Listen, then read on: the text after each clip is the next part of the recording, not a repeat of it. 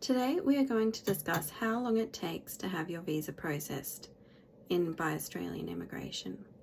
At Mandeville Migration, we help you to stay in Australia. So you've applied for a visa to Australia and now you're wondering how long it's going to take.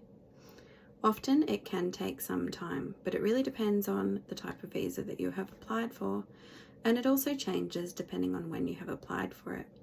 So there's this great tool that the Department of Immigration has, which is called Global Processing Times.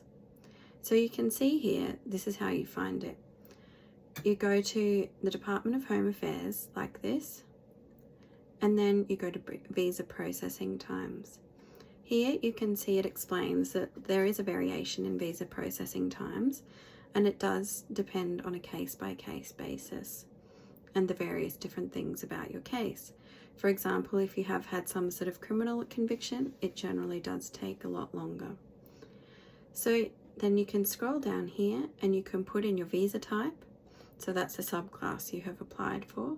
For example, here you can put in subclass 820. And then the visa stream. So some visas there won't be a visa stream. This just depends on the visa you have applied for. And then the application date. So if you haven't applied yet, what you can do is just put in today's date, and that gives you a general idea. And then you press submit.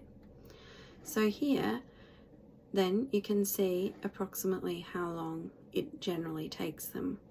So it shows you that 50% are processed in that amount of time, and 90% are processed in that amount of time.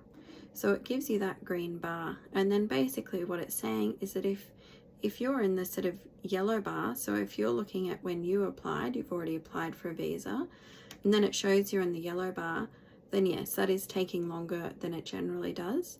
And that's perhaps time that you can follow up with immigration because it's outside of those regular processing times. However, if it is within this green period, then generally it is within what they call the advertised processing times.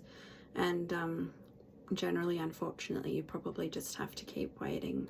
But it is a good sort of tool to give you an idea of what you can expect or what you should be expecting.